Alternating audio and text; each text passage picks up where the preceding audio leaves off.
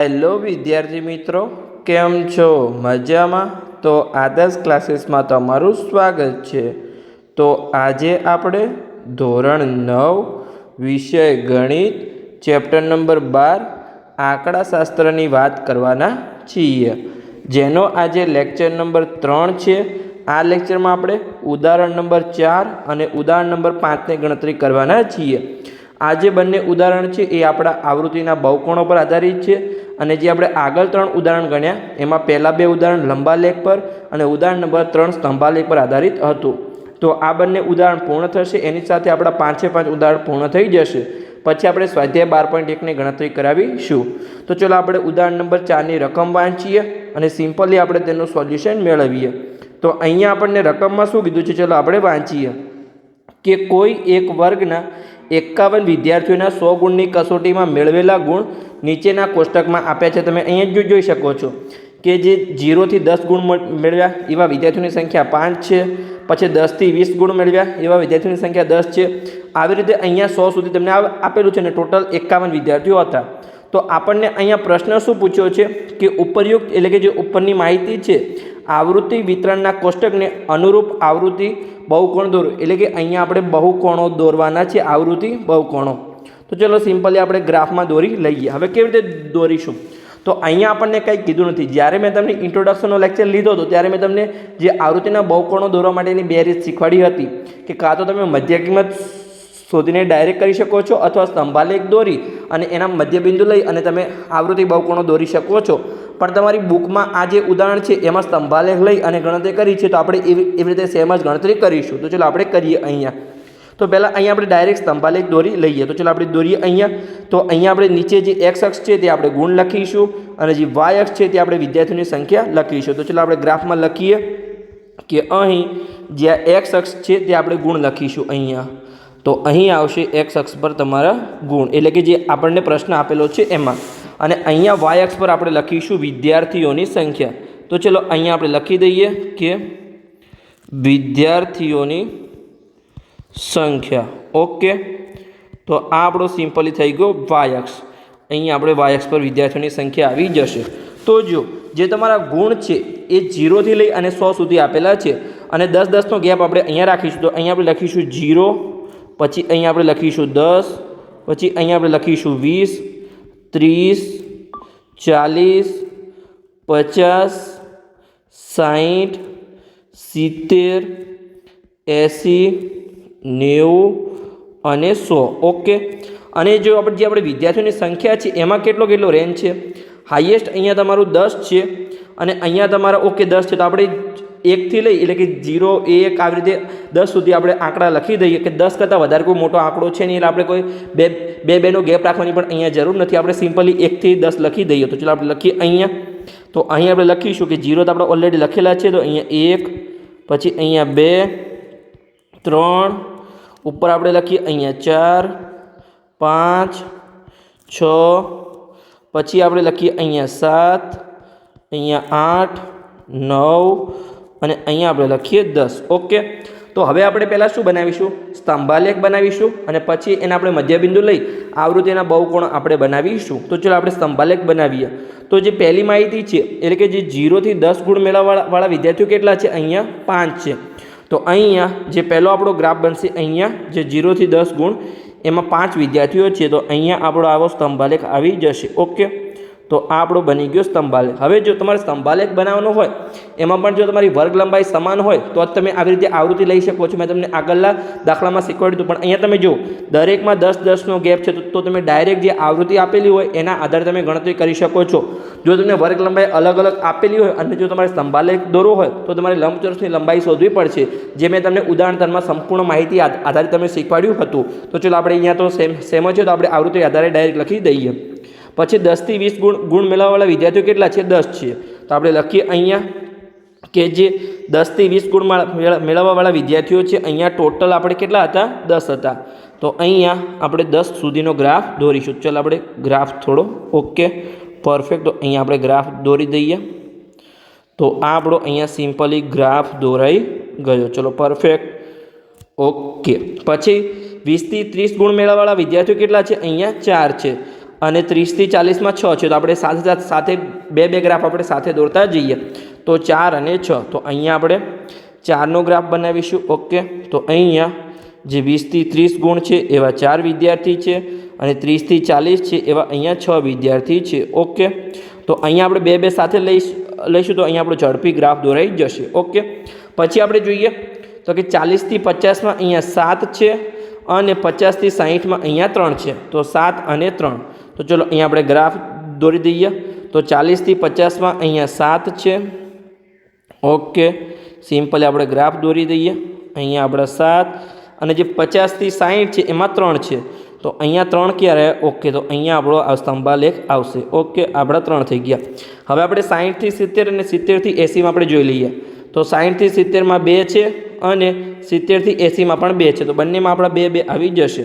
તો અહીંયા 60 થી 70, તો પહેલાં આપણે એનો ગ્રાફ દોરીએ અને પછી 70 થી 80 એમાં આપણા 2 છે. ઓકે, બંનેમાં. હવે આપણે 80 થી 90 અને 90 થી 100માં જોઈ લઈએ. તો 80 થી 90માં 3 વિદ્યાર્થીઓ છે અને જે આપણા 90 થી 100 છે એમાં આપણા 9 વિદ્યાર્થીઓ છે, તો 3 અને 9. તો અહીંયા આપણે ગ્રાફ દોરીએ. તો જે 80 થી 90 છે એમાં 3 વિદ્યાર્થીઓ છે, તો સિમ્પલી અહીંયા 3, અને જે 90 થી 100 છે એમાં આપણે 9 વિદ્યાર્થીઓ છે, તો 9 ક્યાં છે? અહીંયા આ રહ્યા. ઓકે, અહીંયા આપણે 9 આવશે, તો આપણે સિમ્પલી અહીંયા ગ્રાફ દોરી લઈએ. આ આપણો થઈ ગયો ગ્રાફ. પરફેક્ટ, તો આપણો અહીંયા ગ્રાફ આવી ગયો. તમારો ગ્રાફ અહીંયા દોરાઈ ગયો છે. પરફેક્ટ. હવે આપણે જો આ તો આપણું શું થઈ ગયું? અહીંયા સ્તંભાલેખનો ગ્રાફ થયો. હવે જો આપણે આવૃત્તિના બહુકોણો દોરો તો કેવી રીતે દોરવાનું? જે આપણો ગ્રાફ બન્યો, જેના સ્તંભ છે, જે સ્તંભની ટોચ છે એનો આપણે મધ્યબિંદુ લેવાનું છે દરેકમાં. તો અહીંયા જો આ એનું મધ્યબિંદુ બની જશે. સિમ્પલ તમારે વચ્ચોવચ્ચનો બિંદુ લેવાનો પ્રયત્ન કરવાનો છે. ઓકે, તો આના આધારે અહીંયા આપણો ગ્રાફ, આવૃત્તિના જે બહુકોણો છે એનો ગ્રાફ અહીંયા બની જશે. તો ચલો આપણે દરેકમાં જે ટોચ છે એનો મધ્યબિંદુ લેવાનો પ્રયત્ન કરીએ. ઓકે, તો ચલો હવે આપણે દરેક બિંદુને જોડી લઈએ. તો આ આપણું પહેલા બિંદુને જોડ્યું અહીંયા, પછી અહીંયા ઉપરથી નીચે બિંદુને લાવવું પડશે. તો ચલો ઓકે, એને પણ જોડી લીધું. તો અહીંયા આપણા બિંદુને જોડ્યું. તમે ફૂલ પટ્ટીની મદદથી અહીંયા દરેક બિંદુને જોડી શકો છો, તો તમારા એ સીધા બિંદુ આવી જશે. ઓકે, તો અહીંયા આપણે આ બિંદુને જોડ્યું, પછી અહીંયા આપણે આ બિંદુને જોડ્યું, પછી આ બિંદુ તો અહીંયા સીધું જ આવશે. ચલો આપણે સરખી રીતે અહીંયા સીધું આવશે. પછી આ બિંદુ ઉપર જશે, જે લાસ્ટ જે બિંદુ છે એ પણ અહીંયા આપણું ઉપર આપેલું છે. ઓકે, તો અહીંયા આપણે સિમ્પલી દરેક બિંદુને જોડી દીધા. તો આ આપણો થઈ ગયો સ્તંભાલેખ પર આધારિત આવૃત્તિના બહુકોણોનો ગ્રાફ. તમે અહીંયા ડાયરેક્ટ પણ દોરી શકો છો. જે આપણું ઉદાહરણ 5 છે એમાં ડાયરેક્ટ હું તમને શીખવાડું છું કેવી રીતે દોરવાનું છે. એમાં તમને સ્તંભાલેખનો ઉપયોગ કરવાનું કીધું નથી. તો આ થઈ ગયું તમારું સિમ્પલી ઉદાહરણ નંબર જે હતું 4 પૂર્ણ થઈ ગયું. આપણે અહીંયા શું દોર્યું? આવૃત્તિના બહુકોણ આપણે દોરી લીધા. તો તમને સમજણ પડી ગઈ સ્તંભાલેખ આધારિત. તો હવે ચલો આપણે ઉદાહરણ 5માં આપણે તમને હવે સમજાવીશ કે કેવી રીતે આપણે સ્તંભાલેખ વગર હવે ગ્રાફ દોરીશું. તો ચલો આપણે ઉદાહરણ 5ની રકમ વાંચીએ કે એક શહેરમાં જીવન નિર્વાહ અંક એટલે કે કોસ્ટ ઓફ લિવિંગ ઇન્ડેક્સનો અભ્યાસ કરવા માટેના સાપ્તાહિક અવલોકનોનો નીચે કોષ્ટકમાં આપેલા છે. એટલે કે અહીંયા જો જે જીવન નિર્વાહ અંક છે 140 થી 50 હોય તો સપ્તાહની સંખ્યા અહીંયા 5 થાય છે. પછી 50 થી 150 60 હોય તો 10 થાય છે. આવી રીતે અહીંયા આપણને ટોટલ 52 સપ્તાહ આપેલા છે. એટલે કે એક વર્ષનો આપણે માહિતી અહીંયા આપેલી છે. તો એનો અહીંયા આપણે શું કરવાનું છે? પ્રશ્ન જુઓ કે આવૃત્તિનો બહુકોણ તૈયાર કરો, પણ પ્રશ્નમાં આપણને આપ્યું છે કે સ્તંભાલેખ દોર્યા વગર. જો તમને આવું આપેલું કે સ્તંભાલેખ દોર્યા વગર, તો અહીંયા તમારે સ્તંભાલેખ હવે દોરવાનું છે, તમારે ડાયરેક્ટ કરવાનું છે. તો હવે ડાયરેક્ટ આપણે કેવી રીતે કરીશું? તો અહીંયા તો જો ડાયરેક્ટ હવે આપણે બિંદુ લઈ શકશું નહીં, કેમ કે અહીંયા આપણને તો રેન્જ આપેલી છે. તો આપણે આનું શું શોધીશું? મધ્ય બિંદુ શોધીશું. એટલે મધ્ય કિંમત આપણે અહીંયા શોધીશું. જે આપણને અહીંયા વર્ગ આપેલો છે આને આપણે વર્ગ કહીએ છીએ અને આને આપણે આવૃત્તિ કહીએ છીએ. તો ચલો આપણે જે વર્ગ છે એને આપણે મધ્ય કિંમત અહીંયા શોધીએ. તો અહીંયા આપણે લખીશું કે મધ્ય કિંમત. તો જે મધ્ય કિંમત શોધવાનું સૂત્ર છે એ હું તમને અહીંયા સાઈડમાં લખાવું છું. તમે ડાયરેક્ટ પણ શોધી શકો છો, કોઈ સૂત્રની જરૂર નથી, પણ અહીંયા સૂત્ર જરૂરી છે તમારા માટે, એટલે અહીંયા લખાવું છું કે મધ્ય કિંમતનું સૂત્ર છે મધ્ય કિંમત બરાબર ઉધ્વ સીમા પ્લસ અધઃ સીમા ભાગ્યા 2. હવે જો આમાં તમે કન્ફ્યુઝ થશો કે ઉધ્વ સીમા શું છે, અધઃ સીમા શું છે.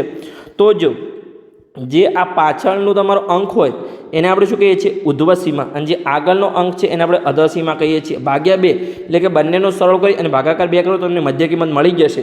જેમ કે અહીંયા જો 140 પ્લસ 150 ભાગ્યા 2, તો એ તમારા ટોટલ 290 ભાગ્યા 2 થશે, સરળ થશે, તો આપણને 145 મળશે.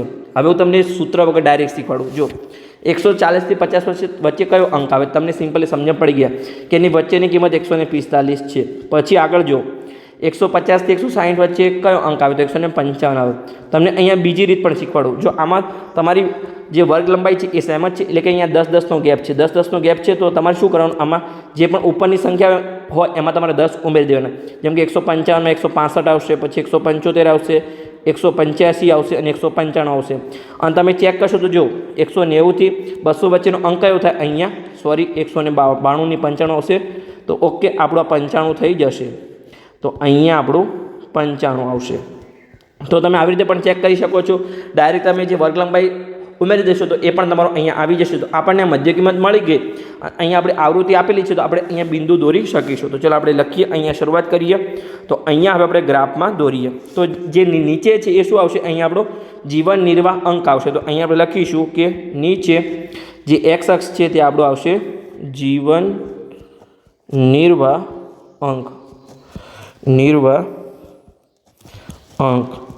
જે આપણો અહીંયા એક્સ અક્ષ પર આવશે અને વાય અક્ષ પર શું આવશે, આપણું અહીંયા સપ્તાહની સંખ્યા.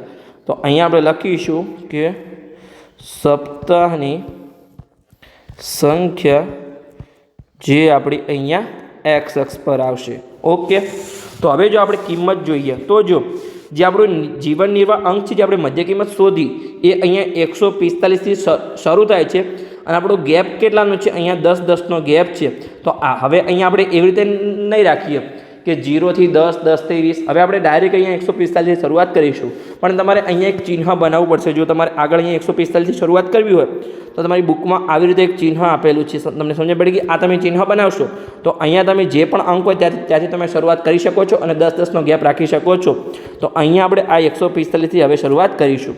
આગળ આપણો અંક આવશે 155. આવી રીતે તમારો અહીંયા હવે 10-10ની ગેપ તમે સેમ ગેપ રાખવાની રહેશે. તો આપણે ચલો બે બોક્સ પછી આપણે અહીંયા ગેપ રાખીએ, તમારો ગ્રાફ સિમ્પલી આવી જાય. તો અહીંયા આપણે લખીશું 145, પછી અહીંયા આપણે લખીશું 155, પછી અહીંયા લખીશું 165, પછી અહીંયા આપણે લખીશું 175, બે બોક્સ પછી અહીંયા 185 અને અહીંયા 195. ઓકે, તો અહીંયા આપણો સિમ્પલી ગ્રાફ આવી જશે. હવે જે સપ્તાહની સંખ્યા છે એ શું છે, મિનિમમ 2 છે અને મેક્સિમમ 20 છે. તો અહીંયા આપણે 2-2નો ગેપ રાખીએ કે 2, 4, 8 આવી રીતે આપણે ચલો રાખીએ. તો ચલો આપણે લખીએ અહીંયા સપ્તાહની સંખ્યા. તો અહીંયા આપણે પહેલાં તો 0 આવશે, તો અહીંયા 2, પછી અહીંયા 4, અહીંયા 6, 8, 10, ઉપર આપણે લખીએ અહીંયા તો 12, 14, 16, 18 અને અહીંયા 20. ઓકે, તો ચલો હવે સિમ્પલી આપણો ગ્રાફ આવી જશે. તો જે આપણે 145 મધ્ય કિંમત શોધી તે આપણી આવૃત્તિ કેટલી છે, એટલે સપ્તાહની સંખ્યા કેટલી છે, 5 છે. તો અહીંયા આપણે પોઈન્ટ દોરી દઈએ કે 145 ત્યાં 5 છે. તો 4 અને 6ની વચ્ચે આવશે તો અહીંયા આપણું 5 આવશે પોઈન્ટ. ઓકે, તો એ આપણે દોરી લીધો. હવે 155, તો 155 છે ત્યાં સપ્તાહની સંખ્યા કેટલી છે, 10 છે. તો અહીંયા આપણો જે 155 છે ત્યાં 10 ક્યાં છે, આ રહ્યા 10. તો ઓકે, તો અહીંયા આપણે બિંદુ મૂકીએ. અહીંયા 155 અને અહીંયા આપણા 10, પણ કોઈ ધોરણ જો ખાલી આપણે બિંદુ અહીંયા મૂકવાનું છે. પછી 165 છે ત્યાં સપ્તાહની સંખ્યા કેટલી છે, 20 છે. તો અહીંયા જે 165 છે ત્યાં અહીંયા આપણું આવશે 20. ઓકે, આપણે અહીંયા બિંદુ મૂકી દઈએ પોઈન્ટ. પછી 175 છે ત્યાં સપ્તાહની સંખ્યા 9 છે. તો આપણું શું આવશે, અહીંયા 9 ક્યાં છે, તો 8 અને 10 છે. તો 8 અને 10ની વચ્ચે અહીંયા આપણે 175 છે ત્યાં આપણે 9 આવશે. ઓકે, તો અહીંયા આપણો બિંદુ આવશે 8 અને 10ની વચ્ચે. હવે આગળ આપણે જે 185 મધ્ય કિંમત શોધી હતી ત્યાં સપ્તાહની સંખ્યા કેટલી છે, 6 છે. તો અહીંયા ગ્રાફમાં આપણે 185 અને 6 ક્યાં આવશે, આ રહ્યા. તો અહીંયા આપણે બિંદુ મૂકીશું. પછી જે આપણે મધ્ય કિંમત 195 શોધી ત્યાં સપ્તાહની કિંમત કેટલી છે, અહીંયા 2 છે. તો અહીંયા નીચે એક્સ અક્ષ પર 195 અને વાય અક્ષ પર 2. તો અહીંયા આપણું બિંદુ આવશે. હવે જે આપણે ગ્રાફ પર દરેક બિંદુ દોર્યા છે એને આપણે જોડી લઈએ. તો અહીંયા આપણે તમે ફૂલ પટ્ટીથી તમારા ગ્રાફમાં જોડી શકો છો. ઓકે, તો અહીંયા આપણે પરફેક્ટલી તમારી સીધી રેખા તમારે દોરવાની છે. તો અહીંયા તમારા દરેક બિંદુ જોડાઈ જશે. પરફેક્ટ. તો અહીંયા આપણો ગ્રાફ તૈયાર થઈ ગયો. તો આ હતો આપણે જે બહુકોણોનો જે આપણે આવૃત્તિ બહુકોણોનો ગ્રાફ છે, જે આપણે સ્તંભાલેખો વગર દોર્યો. જે આગળનું ઉદાહરણ હતું ઉદાહરણ નંબર 4, એમાં આપણે સ્તંભાલેખ સાથે દોર્યો હતો, પણ આમાં આપણે મધ્ય કિંમત શોધી અને પછી આપણે ગ્રાફ દોર્યો. કેમ કે અહીંયા આપણને રકમમાં કીધું હતું કે સ્તંભાલેખ દોર્યા વગર તમે ગ્રાફ તૈયાર કરો. તમને જો કંઈ પણ કીધું ના હોય તો તમે સ્તંભાલેખ વડે પણ દોરી શકો છો અને એમને પણ તમે મધ્ય કિંમત શોધી અને ગ્રાફ દોરી શકો છો. પણ જો તમને અહીંયા આવી રીતે રકમમાં આપેલું કે સ્તંભાલેખ વગર દોરો તો તમારે સ્તંભાલેખ વગર મધ્ય કિંમત શોધી અને ગ્રાફ દોરવો પડશે. તો અહીંયા આપણો સિમ્પલી લેક્ચર પૂર્ણ થઈ ગયો. આ લેક્ચરમાં આપણે ઉદાહરણ નંબર 4 અને ઉદાહરણ નંબર 5ની ગણતરી કરી. તો લેક્ચર સારો લાગ્યો હોય તો ચેનલને સબસ્ક્રાઈબ કરજો અને તમારા મિત્રોને વિડીયો શેર કરજો, તો એમને પણ સરળ ભાષામાં ગણિત શીખવા મળે. હવે આગળના લેક્ચરમાં આપણે સ્વાધ્યાય 12.1ની શરૂઆત કરીશું. સ્વાધ્યાય 12.1 પૂર્ણ થશે એની સાથે આપણો ધોરણ 9નો સંપૂર્ણ સિલેબસ પૂર્ણ થઈ જશે.